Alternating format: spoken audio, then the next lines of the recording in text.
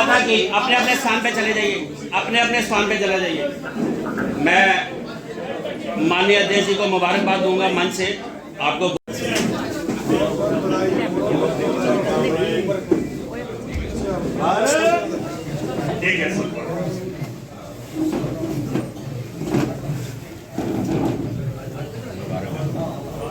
राष्ट्रीय परिषद के लिए जो आज श्री राजेंद्र गुप्ता जी,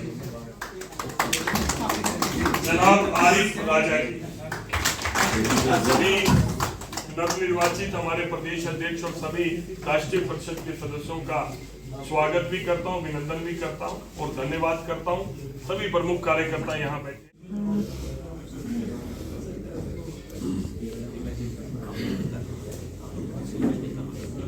और यहाँ पर आए हुए बड़ी संख्या में भारतीय जनता पार्टी के कार्यकर्ता बंधु साथियों, मैं हृदय की अनंत गहराइयों से पीछे रखना श्रीमान, मुझे प्रसन्नता है कि इस मंच पर हम सब प्रदेश के सभी कार्यकर्ता बंधु भगिनी भारतीय जनता पार्टी के जम्मू कश्मीर के नए अध्यक्ष के डॉक्टर जितेंद्र सिंह जी भी हमारे बीच में, मैं जोरदार तालियों से उनका स्वागत करूंगा। और साथ ही साथ मैं माननीय संजय भाटिया जी से अनुरोध करूंगा वो अपना संबोधन दे।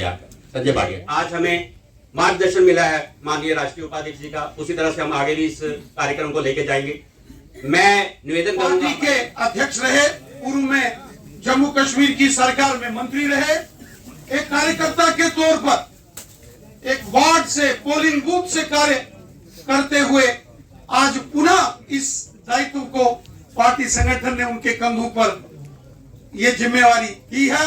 मैं हृदय की गहराई से श्रीमान सत्य शर्मा साहब को बधाई भी देता हूं और मां भगवती, मां वैष्णो रानी, मां बावे वाली जी से प्रार्थना करता हूं कि मां का आशीर्वाद सदैव हमारे बड़े भाई सत्य शर्मा साहब पर सदैव बना रहे और ये पार्टी के कार्य विस्तार को नई ऊंचाइयों तक ले जाएं।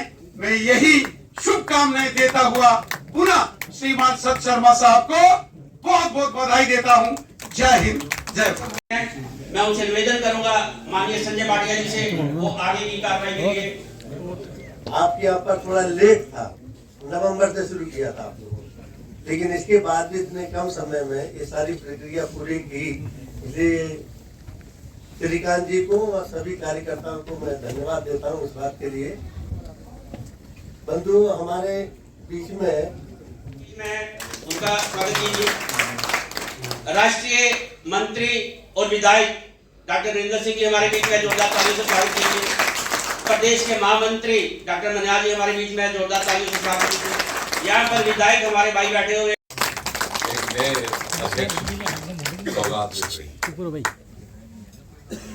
और साथ ही साथ बधाई सत्य शर्मा सीए जी को भी। अध्यक्ष के रूप में कामकाज तो उन्होंने शुरू कर दिया था, परंतु औपचारिक समारोह आज हुआ और इसलिए औपचारिक तौर पर भी उनका अभिनंदन। यदि सत्य जी की बात करें तो हमारे बड़े पुराने साथी तो हैं ही हैं, लेकिन भारतीय जनता पार्टी के उस समय के कार्यकर्ता जब बहुत कठिन समय था, साधनों का अभाव था, सहयोग की कमी थी, लोग मजाक उड़ाया करते कि झंडा डंडा पार्टी है, कि प्रदर्शन पार्टी है। और ऐसे वातावरण में बहुत कम ऐसा होता कि कोई कामयाब प्रोफेशनल व्यवसायिक भारतीय जनता पार्टी में शामिल होने का निर्णय करता या साहस करता। और ऐसे में एक कामयाब क्वालिफाइड चार्टर्ड अकाउंटेंट ने भारतीय जनता पार्टी का दामन थामा। आप अनुमान लगा सकते हैं कितने अचंभे की बात ये रही है।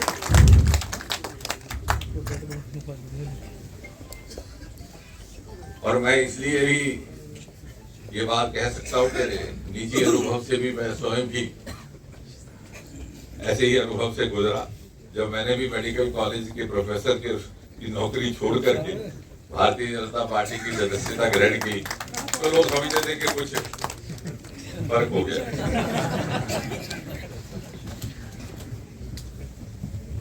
कभी किसी को ये गुमान ना था, बड़ी कम संभावना थी कि केंद्र में हमारी सरकार बनेगी। जम्मू कश्मीर में सरकार बने या हमारे इतने सारे एमएलए हों, इसका तो सवाल ही नहीं। और अरुण जेटली जी अक्सर कहा करते थे कि जिस दिन डबल डिजिट में हमारे विधायक आए, मैं अपनी जेब से राशि उपलब्ध करवाऊंगा नया कार्यालय बनाने की, और उन्होंने वो किया भी जब हमारे 11 आए।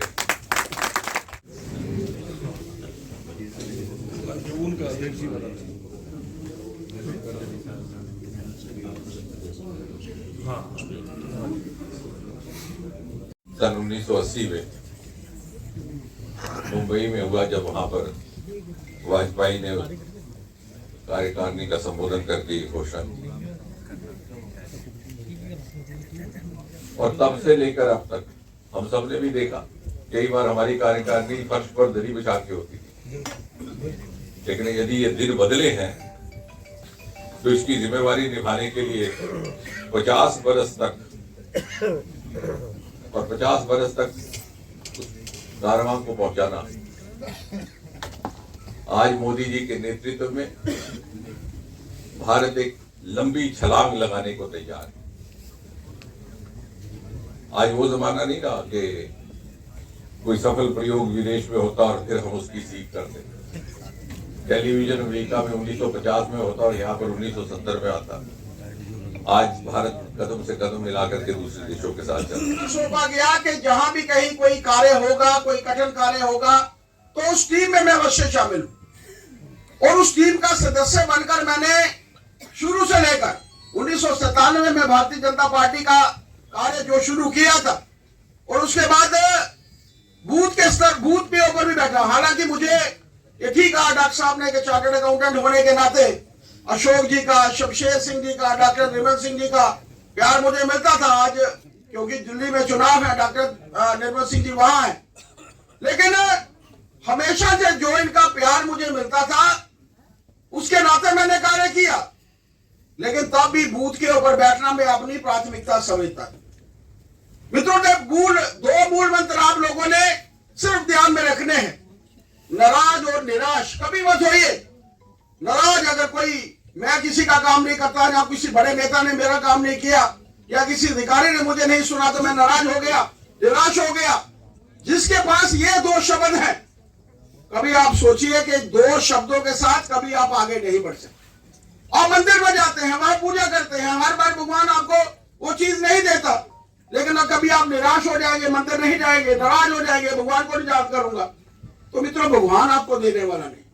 कर्मण्येवाधिकारस्ते मा फलेषु कदाचन, कार्य करना है और कार्य करते हुए आगे बढ़ना है।